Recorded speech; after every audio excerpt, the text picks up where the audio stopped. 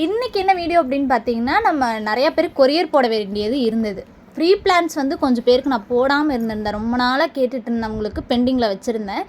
இன்றைக்கி வந்து சரி இந்த ஆர்டர்ஸ் வேறு இருந்தது, நம்ம சேல் பண்ணுற ஆர்டர்ஸுமே இருந்தது. சரி எல்லாத்தையும் ஒன்றா பேக் பண்ணி கொடுத்துடலாம். இன்றைக்கி சாட்டர்டே எனக்கு லீவ் இருக்கனால நான் பொறுமையாக எல்லாத்தையும் பண்ணிக்கலாங்கிறனால இன்றைக்கி இந்த இதெல்லாம் எடுத்திருந்தேன்.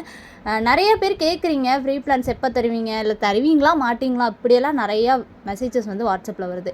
நான் என்ன சொல்கிறேன்னா, இது வந்து சம்மர் சீசன். இப்போ சம்மர் சீசனில் இப்போ நீங்கள் வந்து நான் வீடியோ போட்டேன் அப்படின்னா கண்டிப்பாக நிறையா பேர் வந்து டெக்ஸ்ட் பண்ணிடுறீங்க. அப்போ அத்தனை பேருக்கும் எடுக்கிறப்போ என்ன ஆகிடும்னா, இந்த வெயிலுக்கு வந்து தாங்காது செடி. நம்ம ஒரு 10 செடி ஒரு தொட்டிலேருந்து எடுக்கிறோம் அப்படின்னா கண்டிப்பாக தாங்காது.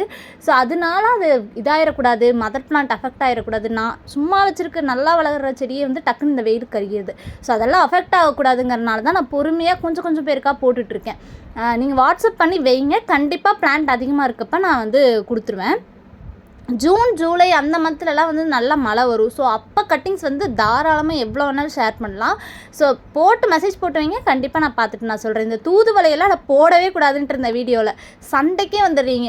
என் சிஸ்டர் நான் குழந்தையெல்லாம் வச்சுருக்கேன்னு கேட்குறீங்க, எனக்கு கூட தரமாட்டேங்கிறீங்க, எனக்கு இந்த ஹெல்த் இஷ்யூ இருக்குது தரமாட்டேங்கிறீங்க அப்படின்னு சொல்லி கேட்டிருந்தீங்க. இப்போயுமே பாருங்கள், இவ்வளோ குட்டி பிளான்ட் தான் நான் வச்சுருக்கேன். இப்படி கேட்குறவங்களுக்கு நம்ம எடுத்து கொடுத்துட்றேன். இந்த குட்டி பிளான்ட்டையும் நான் எடுக்கிறதுனால அதில் சுத்தமாக இருக்கிறதில்ல. இதுவுமே ஒரு குட்டி பாப்பா குழந்தை 8 months அவங்களுக்கு கேட்டனால நான் எடுத்து கொடுத்துருக்கேன். இதுவுமே மித்த செடிகளுமே வந்து எல்லோரும் நீங்கள் ரெக்வஸ்ட் பண்ணி கேட்குறனால தான் அதுலேருந்து எடுக்கிறேன். நான் வீடியோவாக போட்டேன் அப்படின்னா எனக்கு கிடைக்கல உனக்கு கிடைக்கலன்னு சொல்லிடுவீங்களேங்கிறக்காக தான் நான் வீடியோஸில் வந்து எதையுமே சொல்கிறது கிடையாது, போடுறதும் கிடையாது. கம்மியாக இருக்கிற பிளான்ட்டை நான் போடுறது கிடையாது. இந்த மாதிரி அதிகமாக இருக்க பிளான்ஸ் வந்து தாராளமாக எவ்வளோ வேணாலும் நான் கொடுத்துட்டு தான் இருக்கேன். நீங்கள் இந்த டேபிள் ரோஸ்லாம் பார்த்திங்கன்னா ஒரு 8 கலர்ஸ்க்கு மேலே என்கிட்ட அவைலபிள் இருக்குது. ஆனால் அது என்ன கலருங்கிறது இப்போதைக்கு எனக்கு தெரியல.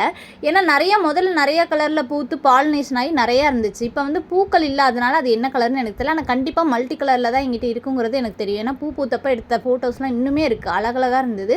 ஸோ அதுலேருந்து நிறையா கட்டிங்ஸ் எடுத்துகிட்டு இந்த ஓமவல்லி வெத்தலை இது எல்லாமே வந்து சேலுக்காகவும் எடுத்திருந்தேன், ஃப்ரீ பிளான்ஸ்க்காகவும் கொஞ்சம் கொஞ்சம் கட் பண்ணி எடுத்திருந்தேன். இந்த ஓமவல்லி இலையெல்லாம் வந்து எங்கிட்ட இருக்கிறது கொஞ்சம் ரேர் வெரைட்டி. ஸோ இப்போதைக்கு வாங்குறவங்க எல்லாருமே வந்து தூக்கி போடாமல் வேஸ்ட் பண்ணாமல் நீங்கள் அப்படியே வச்சுக்கோங்க. இந்த பொடுதலையுமே வந்து சேலுக்கு தான் கொடுத்துருந்தேன். 20 rupeesக்கு வந்து சேலுக்கு கொடுத்துருந்தேன். ஃபுல்லாக ரூட்டட் தான், ஏன்னா குட்டி பாக்ஸில் வச்சுருந்தேன், நல்லா ரூட்டட் ஆகிடுச்சு. சரி இது மாதிரி ஒரு பஞ்ச் வந்து கட் பண்ணி கொடுத்துருந்தேன். இதெல்லாமே சேலுக்கு வச்சுருந்து பேக் பண்ண வீடியோஸ் தான்.